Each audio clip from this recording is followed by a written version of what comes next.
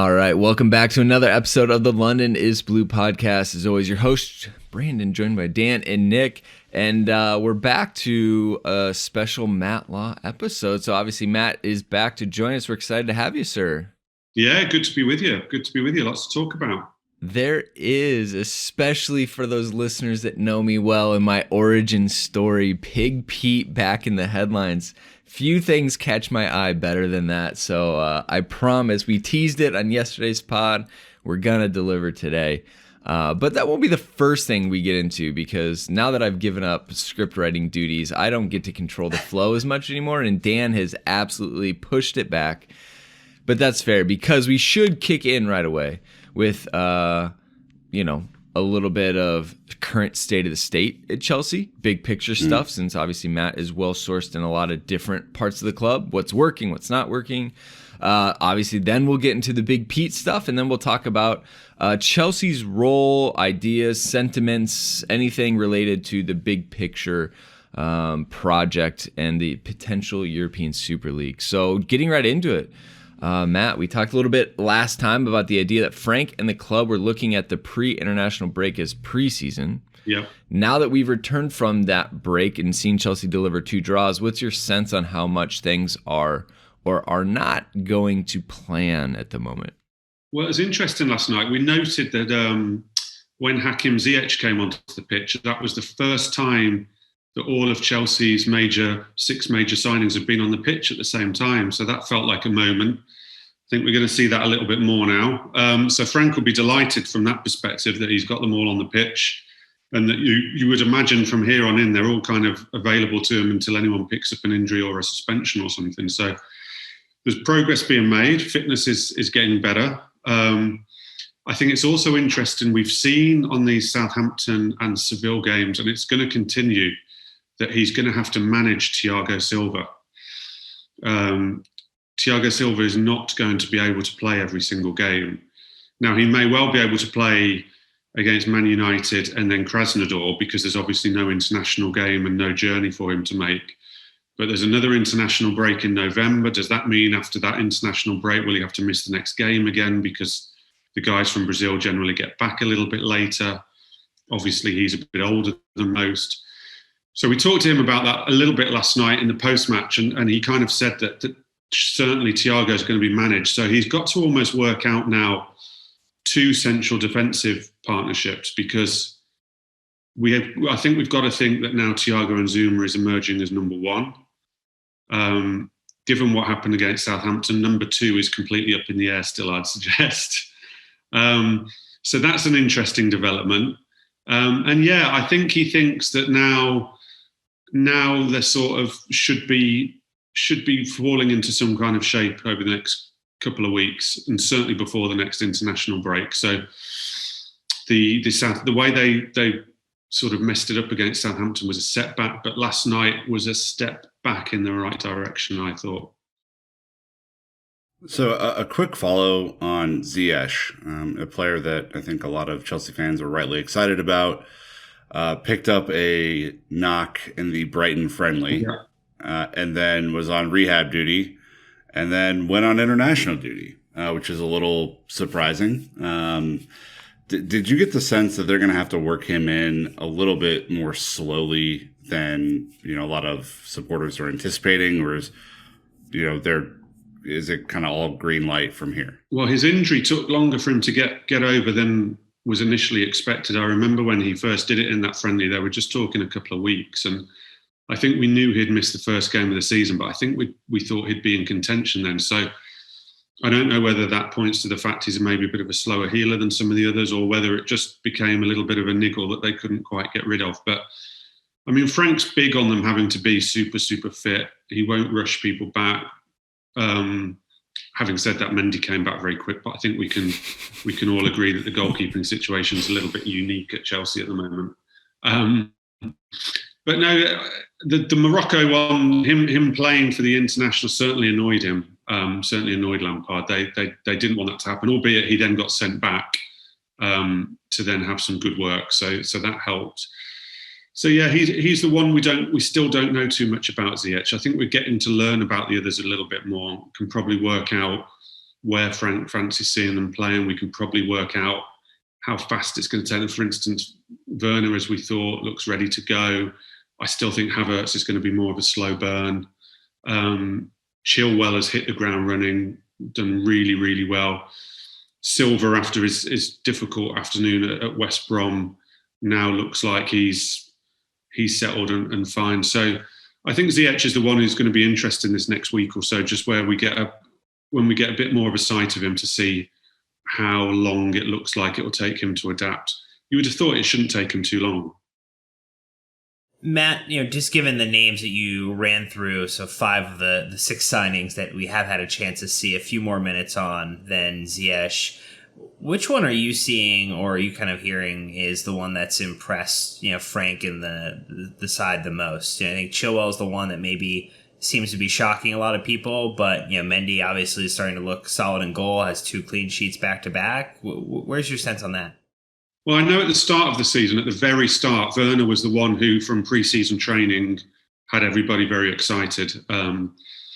He had obviously started with Chelsea quite early because he opted out of Leipzig's Champions League, and I think they thought they were really going to see the benefit of it. And I know that he's only just scored in the Premier League, but I know that they've been very pleased with the way he started. I mean, Chilwell, for me, has settled in incredibly well. I know he should be Premier League ready, and there's no obvious reason why he shouldn't be able to slot in. But still, to come in and do as well as he has, I think really impressive. And really, I think it's really important for him because £50 million for a left back is an awful lot of money. And I know it's one Frank pushed hard on personally. I suspect if Frank hadn't been driving it, the club would have looked at cheaper left backs because, as I say, 50 million for a left back, no club particularly wants to pay that kind of money for full backs. Unless the manager is absolutely adamant about it. So I think that's an important one for Frank to go well and go well quickly, because I think that's probably the one he's driven on hardest maybe of all the signings. Mendy's looking assured. Mendy's looking assured at the moment. I mean, he hasn't had a real test yet, but I mean, the fact he hasn't done anything stupid is a step up from what's been going on before him. So that's encouraging. I was worried about Silva as well, not just because of the West Brom game, but I think I spoke to you guys about it. I was worried that coming from a non-competitive league where he can dip in and out of games, and the games, you can dip your form up for the big games and coast through other games. I was worried about that with Silva, but so far I didn't go to the West Brom game, so I've seen him live twice so far against Palace and Seville, where he's obviously been involved in clean sheets, and I've been really impressed with his positioning and he just brings a sense of calm. I noticed last night there was a moment in the last 5 minutes where Zuma looked a little bit nervous and he smashed the ball into the stands when he didn't really need to, and it obviously gave Seville a throw-in, an attacking throw-in. And Silva just had a little word with them. Like, you did to do that. You could have just knocked it. We're not at a stage where we need to start smashing it into the stands and getting everybody nervous. And I think he's going to be really key from that point of view. So I think, well, one, there's few people better poised to smash a ball out of a stadium than Kurt Zuma. He had one moment last night where a foul was called and the attacker was still kind of run at him, and he just plowed through it. I think that was a little bit of a statement of intent by Big Kurt, but we can appreciate that. Mason Mount, apparently a divisive player over in England, more so than the rest of the world because of his role under Gareth Southgate. Do we have a situation with Mason? Frank playing him on the wing, Callum Hudson-Odoi is available. A lot of us think that Mason's probably best as an 8 box to box in the middle. And then Mason played on the left and forced Pulisic to the right. We know that Mason can fit a lot of different roles in the team, but it's starting to get to the point where it's almost too fluid, I think.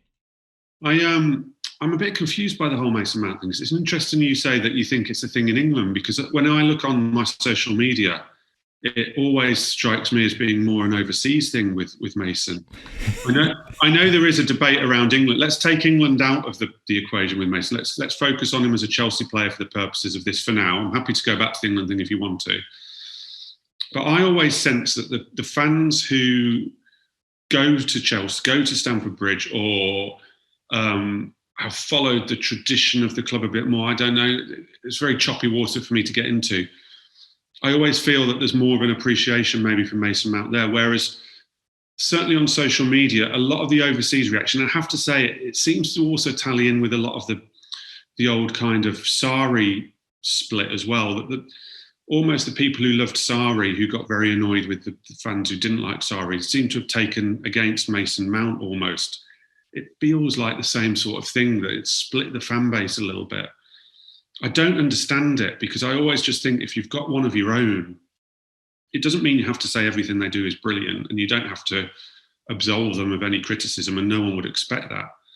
But why wouldn't you embrace him? I mean, for what he did he was my player of the season last season. I know people disagree with that, and he hasn't started this season quite as well as last season, but I do think part of that is he's almost a victim of his own success, in that he's been so key to Lampard and managed to do so many jobs well for Lampard, and never last season really fell much below a sort of 7 out of 10.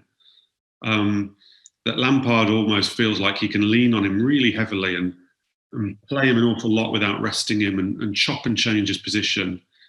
And it probably costs Mason a little bit, because he gets more criticism because of it. Lampard alluded to this himself as well a couple of weeks ago, when he said that he is aware of the social media debate on Mason. He's also aware of the allegations he gets of favouritism about him. And he referenced himself in that, and he said, remember, I had that as a player myself. If you remember when he was a West Ham player and the West Ham fans turned on him and said that he was only getting in the team because of his dad. And I think he thinks there's an element around Mason of that. I personally think that, and they're not playing the system at the moment, my favourite Mason Mount position is on the left side of a midfield three, a little bit further back. That's where I like him best. I think he's done well on the left of a forward three. I have no problem with him there. I don't really like him out on the right. And I don't think watching him play, you'd never get him to admit this because he's not the kind of lad, but I would suspect if you were having a very private conversation with him, you might get him to admit that position on the right is probably the least favourite of his positions, because to me, he just doesn't look as comfortable there. But what he brings to Chelsea there, even though you might lose a little bit of the creativity and the attacking sense, is he brings a tactical stability, because Lampard can rely on him to press high up the pitch. He can rely on his energy levels. He can rely on his discipline in tracking back. And if you've got Havertz in the team and Pulisic in the team, maybe you still need Mount in there, even if it's on the right. Can you go Ziyech, Havertz, Pulisic? We don't know yet. Can you go those three against a team who are going to have a lot of the ball? We don't know yet. But I think it's unfair to get on at Mason. I really do. We support him, I think, for the record. No, I know, but it's okay for us to go ahead. We will plant our flag on the pro-Mason side for sure. But it's okay for people to criticise his performances. Agreed. I have no problem with that. And like I say, I don't think he's at his best on the right. I didn't think he was at his best last night. But I still think you've got to remember what Mason's done for someone of his age and how many games he's played. And if you think of some of the influential goals he scored against last season, I mean, the Wolves one obviously is a famous one. One that hurt me was the Villa one at home when they weren't playing very well and he smashed in that volley. He comes up when he's needed to, and he's done so well for Frank and been lent so heavily on that it's not a surprise that Frank owes him a little bit as well. Well, it's one of the questions that we have, though, right? And we've talked about it at length on a couple of our recent shows, which is, it's pretty clear that Frank has made Havertz kind of the focal point of the team with the way he's setting up, right? It's very clear that Havertz is going to play what is essentially a number 10 role, and then the wingers are, largely responsible for a little bit of the tracking back, because our fullbacks love to get forward as well. So it leaves you really exposed, right? If Jorginho and Conte are the midfield too, it leaves you really exposed in the back. And there hasn't been a ton of fluidity between the midfield and the attack. So do you feel like just watching Mason, understand, we got to interview him as well. Like he's just seems like a guy who's in for the cause no matter what. But do you get the sense that maybe he's just kind of playing a role until this thing really gets clicking and is just there to help the team? Because certainly being out wide on the left where he can't really do as much cutting in as maybe he would like, and he isn't as quick as Pulisic, if we're fair about that. Do you think that's just kind of hurting him in the short term, but there's a long-term plan, or do you get the sense that Lampard has a different... I think Lampard likes him on the left. He played that left role quite a lot last season. I mean, if you remember when Pulisic hadn't caught fire. He's a little bit more tucked in, though. I feel like it is a little bit more tucked in, and obviously the system's different because it's now a 4-2-3-1 rather than in a 4-3-3, and that makes a difference too. But is he just fulfilling? I don't think anyone's just fulfilling a role as such, but I don't think the shakedown is quite. We're not quite there yet with it, are we? We're gonna get there now that Ziyech is back, and we're gonna start to find out exactly how this whole thing shakes down. But whether you can play Ziyech, Havertz, and Pulisic when you're going to play against teams who have a lot of the ball will be very interesting.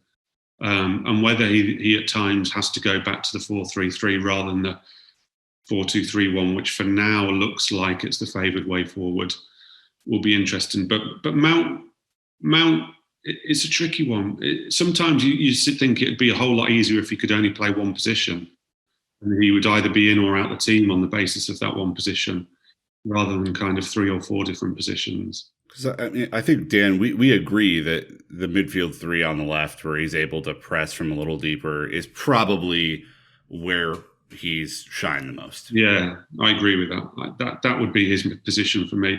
And actually, I prefer Chelsea like that. I prefer them as a 4-3-3. But obviously, he's looking at things and trying to find ways of fitting players in at the moment. One of the things, Matt, as we kind of get out of the Chelsea preseason and get into the place where maybe the club thinks that the matches matter a little bit more, is we have 3 Premier League matches and 2 more Champions League matches between now and, crazily enough, another international break coming up here in the beginning of November, which I'm sure we're all excited about.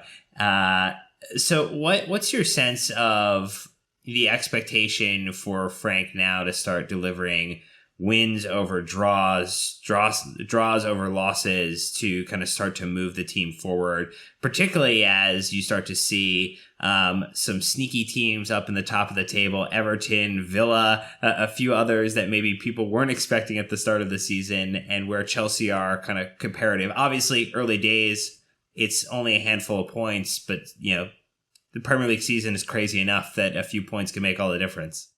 Yeah, look, I think...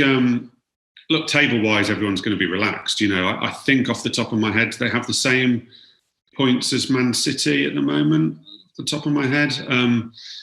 There's no gap, because the way Liverpool and Man City have started, there's been no gaps developing. So it's not like the last 2 seasons where Liverpool and Man City started like absolute trains and were miles ahead of everyone, basically from the off.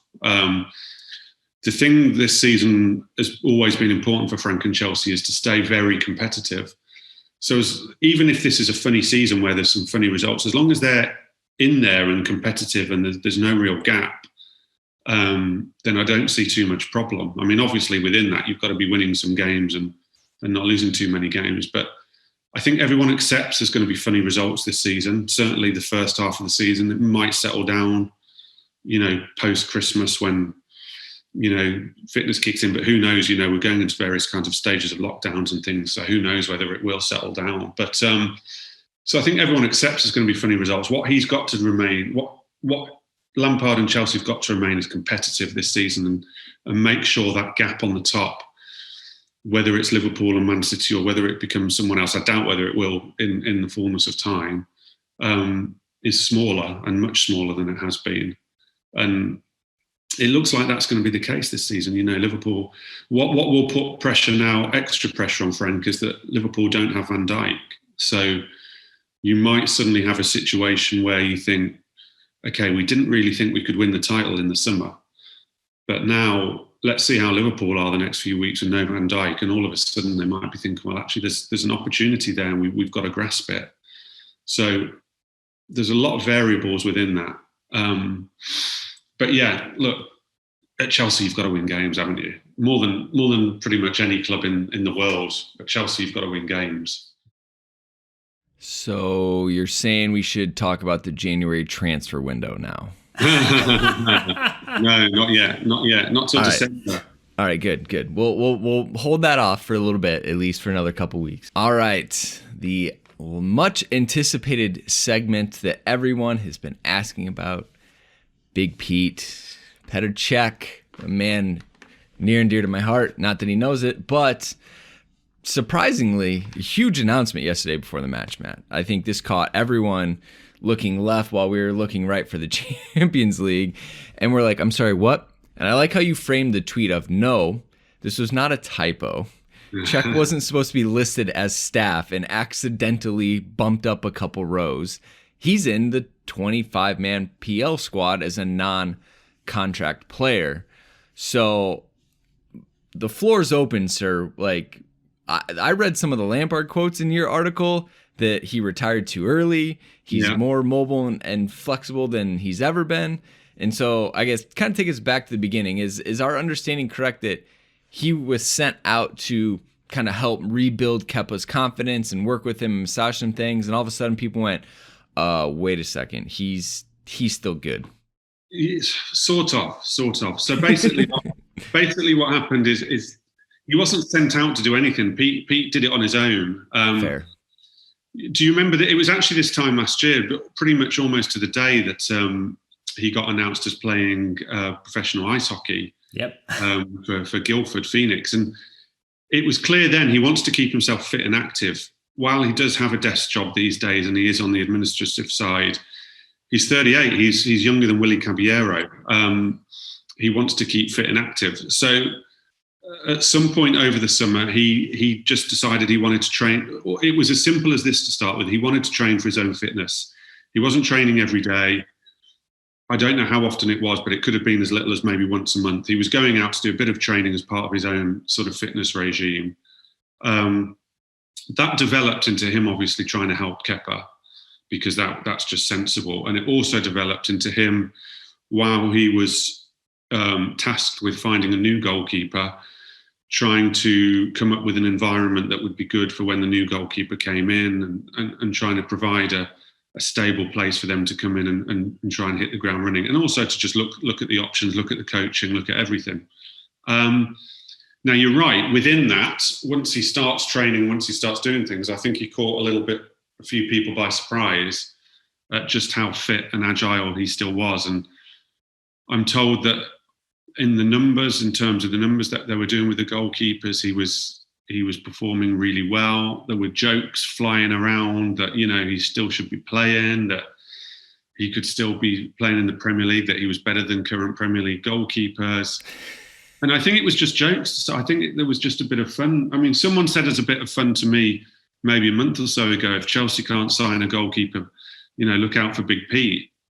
And we just laughed about it. There was no sense that it was serious. And now I look back at that conversation and wonder, if they hadn't have signed Mendy, would we be having Big Pete on the squad list, thinking he could actually be playing soon?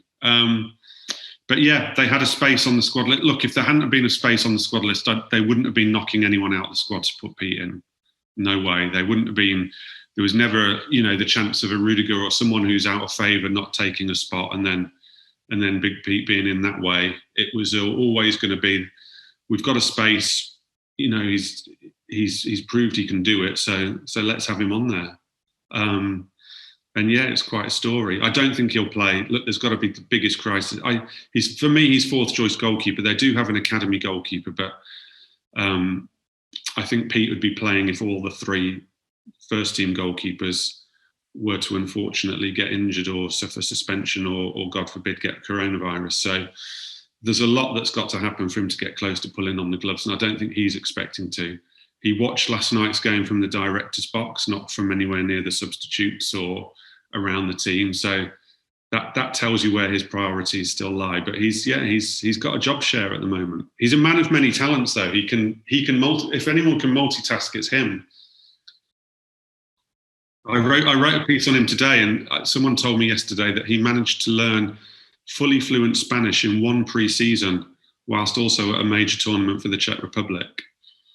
So he's not a normal human being. It's quite the polymath. Yeah, very true. He is not a normal human being. Maybe that's the natural transition point to just talk about Kepa and Willie and the situation kind of second, third string past what is now clearly a first string Mendy. Kepa made another mistake at the weekend after coming back from Spain duty. Caballero has obviously kind of always been our cup keeper, most likely.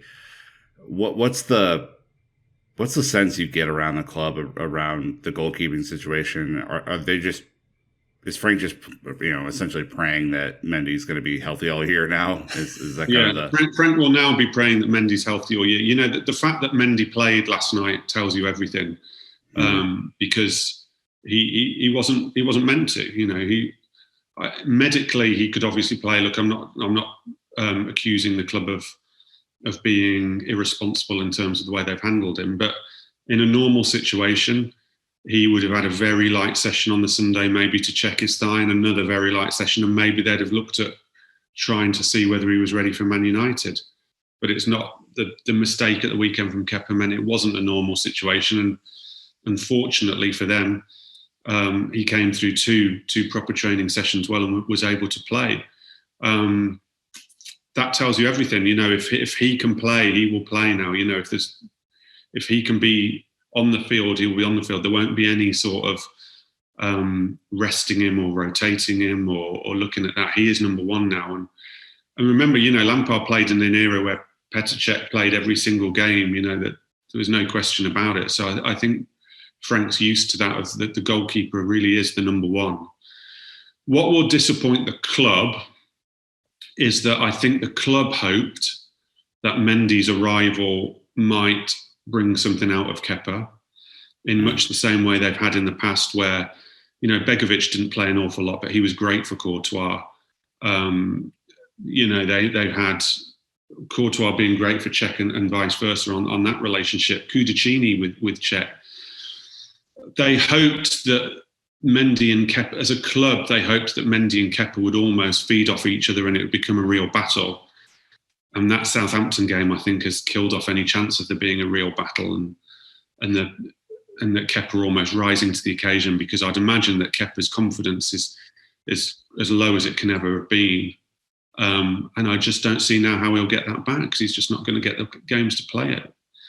I felt a bit sorry for him against Southampton. Look, I know it's annoying that he made the mistake, but let's face it, he was stitched up a little bit by Kurt Zouma. How he dealt with it from there wasn't the best. But when you're a goalkeeper low on confidence and just trying to avoid mistakes, you don't need a pass like that from Kurt Zouma at that stage of the game.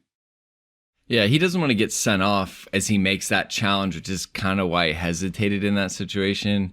But you're right. It's not getting any breaks. I did think he was better than kind of pre-Edouard Mendy coming in, but it's still not where we want him to be. So it's also it seems to be the effect he has on everybody else.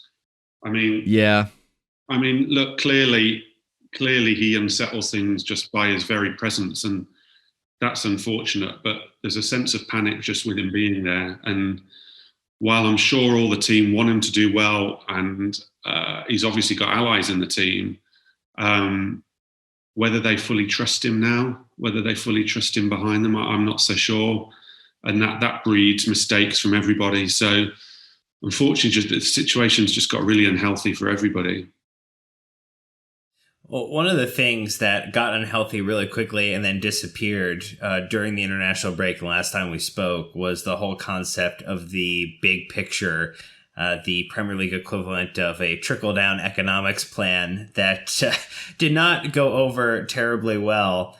And, I think we saw that Manchester United and Liverpool got a lot of the headline clippings, as it were, for driving forward the project. But I just want to understand, like, where was Chelsea in all of this? Was Chelsea a driving force? Was Chelsea active in the conversations? Was this something that they had hoped to see kind of come to fruition, or were they more just a passenger and letting some of the other clubs really be the driving force and was going to go where the wind took it? They were active in the conversations, and they've got to be. You know, as much as I don't like Project Big Picture, I understand that Chelsea have got to be active in those conversations. They can't possibly let certain clubs try and drive the future of football without trying to be part of it. That would be crazy. So the minute they know that that's happening, they have to have an active part in it, even if it's an active negative part, although I don't think it really got that far with Chelsea. For sure, Liverpool, Manchester United and Rick Parry were driving that project and were trying to bring others along with them. And one of those others was Chelsea. Chelsea are always in an awkward position with these things because Bruce Buck has a very important role on the Premier League board. I mean, he pretty much was in charge of recruiting the last Premier League chief executive, Richard Masters. So it puts him in a slightly odd position because he wouldn't want to be acting behind the Premier League's back, whereas others can without the same kind of comeback because they don't have a role as such within the Premier League, albeit they are stakeholders as just being members of the Premier League. So Chelsea did have a role in it. I don't think it was a leading role. I do think it was an active role. And I do think when we hear about the follow-on things like the potential European Super Leagues and things, Chelsea always have an active role because they've got to. It doesn't mean that they're massively for it and massively pushing it. I actually think of all the big six, Chelsea have always struck me as the most reluctant. You've got to remember that a lot of the other, you know, there's obviously the American ownership at United and Liverpool that seems to be key in this, and at Arsenal. I've always felt with Chelsea's ownership that they still retain a great value in the traditions of English football and the traditions of the Premier League. I don't sense that they want to break away from that. What I do sense is that they are with the others in feeling that they should get a greater share of the broadcasting revenue, that they feel that the clubs who bring in the biggest revenue should therefore take away a greater share.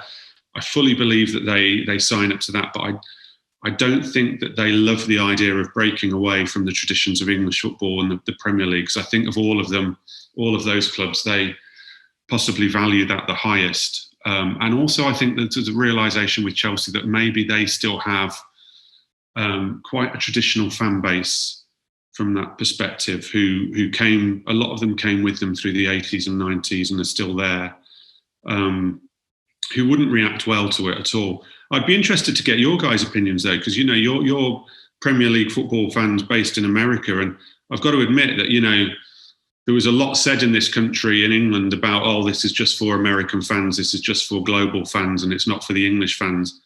How do you guys feel about it? Did you like the plan, or did you hate the plan like a lot of people did? So I think if you boil it down to its core, the economics have to change at some point, right, for lower league football. Like that is kind of abundantly clear. I don't think this plan necessarily achieved that main goal in a way that was sustainable over a period of time. Like, our friends at the Chelsea Fancast were kind of talking about this as well, and it seemed like the EFL was willing to sell almost every asset they had to just kind of make it through this tough period. And so, you know, I know that Rick Parry's brought up a lot of different ideas, right? And he's kind of an idea guy, and he's just like, you know, his last interview before it didn't kind of go through voting was like, I don't know, I brought up a bunch of things here and no one said anything differently, but they're all shooting this idea down. So I would love to have other people share their ideas about how, you know, EFL or, you know, League One or any of the non-leagues are going to survive this pandemic. And I think he makes a fair point, but it, you know, at what cost maybe is kind of my perspective. And like, it did not shock me, Dan, that the Glazers and the Fenway Sports Group were okay with doing that. But do you guys care about watching?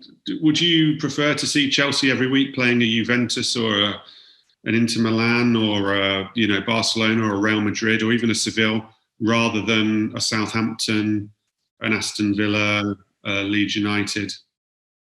I think there's excitement, in that without a doubt. We've been spoiled. It's like, well, we've had both. We've been able to watch the league, and we've been in the Champions League all bar one season, essentially.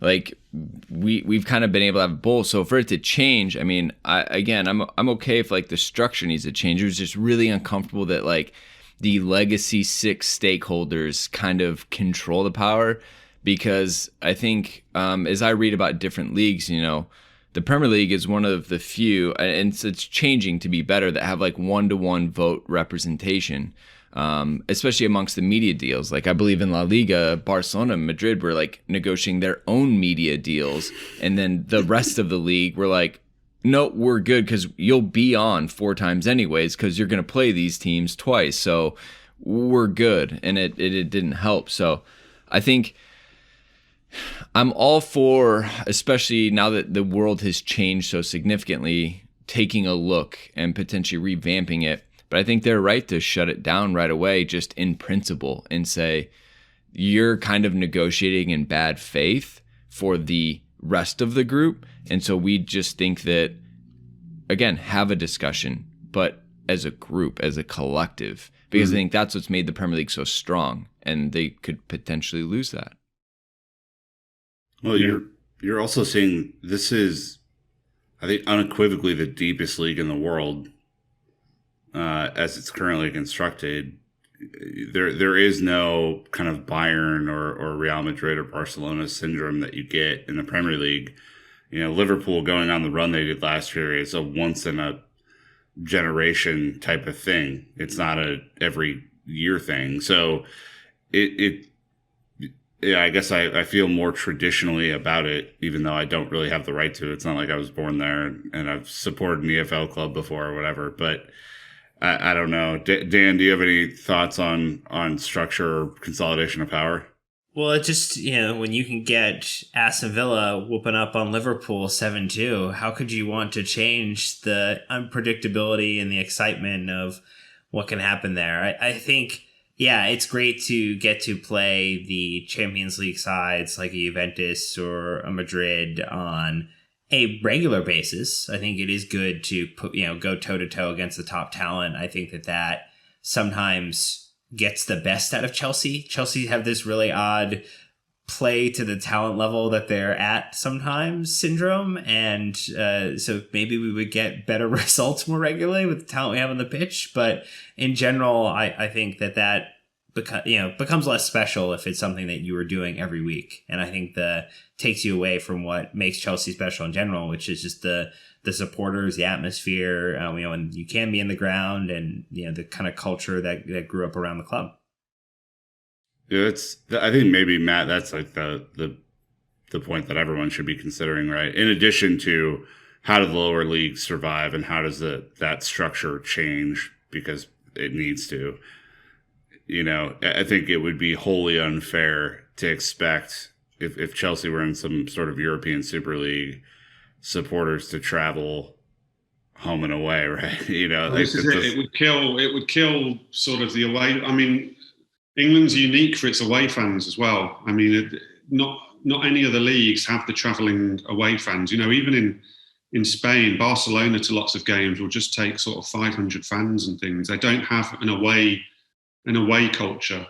Whereas the away culture, some fans only go to away games. Some fans don't like going to home games. They just like going to away games. That's the culture. And you don't have it anywhere else where you have 2,000 or 3,000 fans. And for an FA Cup tie, sometimes even more, you can have 5,000 or 6,000 fans or whatever travelling to games. Just doesn't happen. And it would kill that culture. It would absolutely rip it to pieces, which would turn off a lot of people from football. So I think it's dangerous. But I also appreciate that, and it's only realistic that clubs like Chelsea have to be. It would be lovely. I'm sure some fans would love for Chelsea to turn around and say, no, we're not going to be part of those talks because we're going to take a moral stance. But that would, from a commercial point of view and the well-being of the football club, be ridiculous. They have to be in those conversations, even if it's just to say, come on, guys, let's be sensible about what we're trying to do here. I'm not saying that is the case, because I do think Chelsea are, like the others, looking to maximise revenues as much as possible, particularly as we've spoken about before, that they don't have the stadium revenues that others have. But I also don't think that Chelsea are trying to look to rip up English football. Well, clearly there'll be another discussion about this. And it was 2023, 2024 is the big 24, Champions League? Yeah, 24. Look, I my personal opinion is that I think the latest one that has come out, the European Super League, will end up just as a shakedown of a revamp of that Champions League that they've been looking to do for a while and was always the plan for 2024. I don't think we're going to be in a situation where we suddenly have a different European Super League upon us. I just think the Champions League is going to end up looking a little bit different, and probably it won't be too shocking for anyone when it comes down to it. These negotiations tend to start high, like any negotiation, and sort of come down from there. I think what's upset a lot of people is there just seems to be a little bit of opportunism in the timing of it all. It feels a little bit like not necessarily Chelsea, but Fenway and other people have used what we're currently in as a way of accelerating other talks, and that just feels a little bit sort of wrong. Yeah, I think that's really fair. So crisis talks. Chelsea's not ruining English football, is what you're saying, because the whole narrative's been the other way, Matt. That's the entire thing. I know. I don't think Chelsea are out to make money for sure, but I don't think Chelsea are out to ruin English football. All right, we'll leave it to the American owners to do that. We have one bonus question though. Go on, Matt. We got to get it in. Go on. Ross Barkley, great player or greatest ever player? No, he's not Jack Grealish yet, so I can't have that. There you go. But he's started well, hasn't he? He's started well. It seems like he's settled into having a bigger role at Villa, which has suited him. It's a confidence player, and it's working for him. And your Aston Villa team are in an uncomfortably high position, but good for you. I'm sure you're enjoying it. You guys have a third of the points you had all last year already. Do you know what? I worked out the other day how long it took us last season to get to 12 points. And it was 3 months. 3 months we still haven't got to 12 points. And now we're 4 games and 12 points. I'm already trying to work out when we could be safe by. I'm still on that mode. You're up. All right, Matt. Interesting point on Barkley, just to go on. I think some of the loanees are doing quite well. I read last night that Mark Way at Swansea is apparently doing superbly well. The Swansea fans are all over him. Mm-hmm. And I know because of watching the Championship with Villa, I still obviously sort of keep an eye on it. I know people who are absolutely keyed into the Championship, and they're already raving about Mark Way. So he's started really, really well by the sounds of it. Great. Yeah. We'll definitely try to wrap him up on the Lone Army review. But yeah, Matt, again, thanks so much for jumping on. It's been a huge pleasure. We're going to keep doing these things. Obviously, go subscribe to Telegraph. He's got his weekly newsletter. Well worth the subscription. That's going to wrap us up. Next episode this week is the Man United preview. That'll be coming out on Friday. So that's a wrap from us, Chelsea fans. So until next time, you know what to do. Keep the blue flag flying high.